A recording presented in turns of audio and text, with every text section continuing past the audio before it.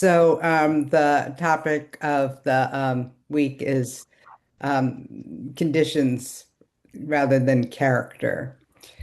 And maybe the subtitle of this talk is against going against the stream. So it sounds simple, maybe. I don't know. When you hear it, conditions rather than character. But it goes against one of, I think, our deepest and maybe our most automatic or one of our deepest and most automatic habits. Because most of us, we move through the world evaluating people and sorting them into categories. Who's kind, who's difficult, who's intelligent, who's foolish, who's trustworthy, etc., etc. And it's a trickster. It can feel like we are actually seeing reality clearly.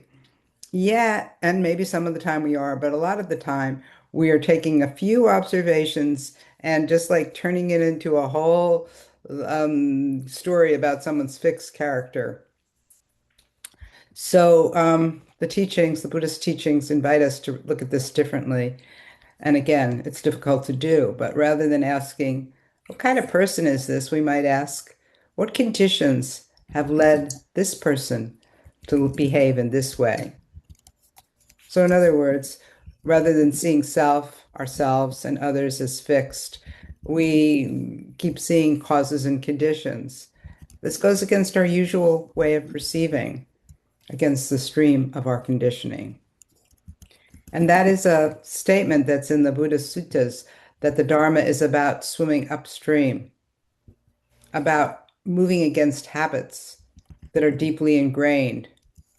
And again, seeing conditions instead of characters is one of those upstream practices.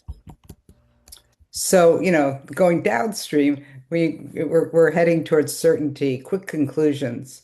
We want to know who people are. Do they belong in our circle or outside of it?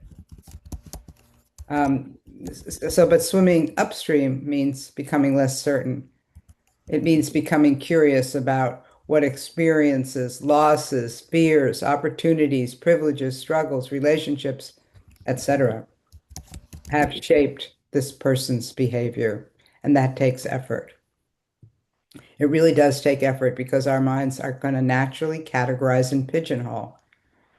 It takes effort because our judgments often come quicker than our curiosity. And it takes effort because seeing conditions requires us to acknowledge complexity when simplicity would be easier and maybe more comfortable. So then I'm going to say it's almost inevitable that sometimes we'll fall back into seeing people through the lens of fixed character. And that's not really a cause to feel too discouraged, but because the important thing is what happens next. So when we notice ourselves judging someone, we can catch ourselves placing them in a box. And you can take a moment, as that moment that you notice, I pigeonholed this person. You can take that moment as an invitation, sort of a wake-up call to shift perspective and to consider things like what conditions might have led this person to act this way? What circumstances do I know nothing about? What suffering, what disappointments, what joys, what influences have shaped this person? And then, maybe more importantly, or equally importantly, what conditions are shaping me right now as I make this judgment? I learned quite a bit about this through my wife's family. My wife's mother remarried later in life after we'd been together for quite some time. And her husband was very different from the people I grew up with and from the people I currently chose to spend time with. And I really had a hard time accepting that he now was part of my family. He seemed to represent everything that was unfamiliar to me, and I might say that I judge. He came from a rural Oregon working class background. I grew up in New Jersey, suburb of New York, in a liberal Jewish world. These differences felt enormously. I've just scratched the surface.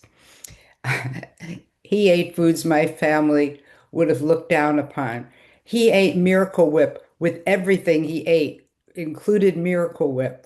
My father would never eat mayonnaise. So you can see this is just a little tiny thing, but it got to me.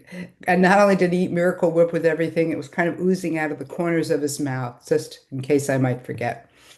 And of course, what people eat becomes a marker of character in our minds. There's this whole war raging politically about are you vegan or are you not? It's really a big deal. And he spoke differently than I did. He really held different assumptions about life, all kinds of things. And I had all kinds of, I didn't realize, well, maybe I did realize it, but I'd inherited all kinds of prejudices about people like him.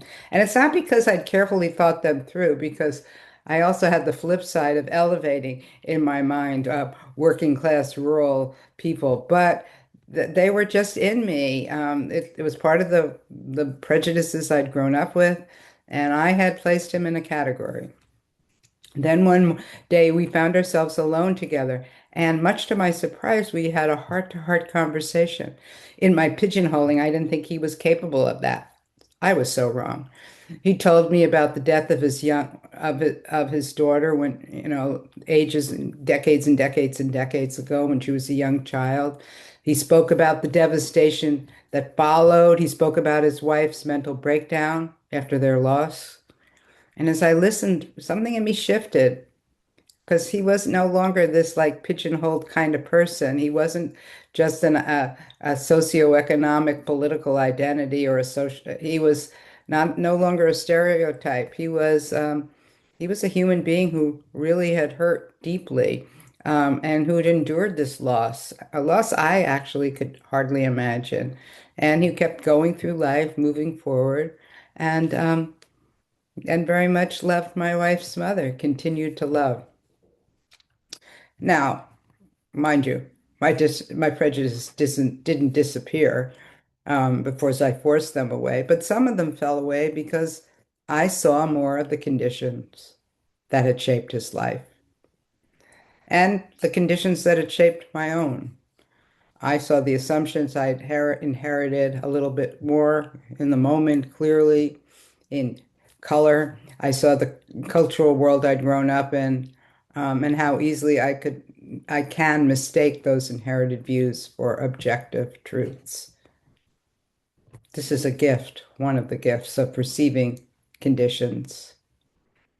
We begin to see that our opinions, preferences, judgments, and certainties arise from conditions.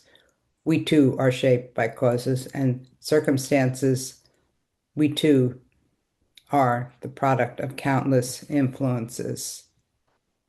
Now, I'm not suggesting that doing this we should lead us to approve of everything people do. It doesn't mean we abandon discernment, which some people take up Buddhism that way, that I should abandon discernment. Um, Obviously, some actions are harmful, other actions are wise, but most actions are a combination of both.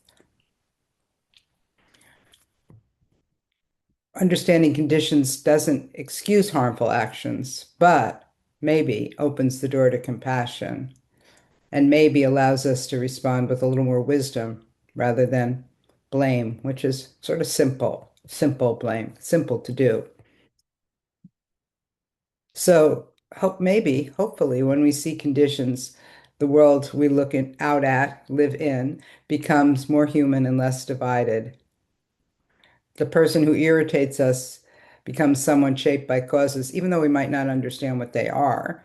The person we admire equally or similarly becomes someone whose behavior depends on supportive conditions. Maybe the person we fear becomes someone whose life contains struggles and vulnerabilities, and the person we judge becomes more complex than the categories we assign them. So, as I've said, I think many times, this is not easy. Swimming against the stream really is. It's a great metaphor. If you're a swimmer, it's hard to do. Um, and it was hard for me to find myself connected through marriage to a family that felt so different from my own. To a family, actually, I didn't want really that part of the family, if I'm honest. It's not easy to question assumptions that have been with us for decades.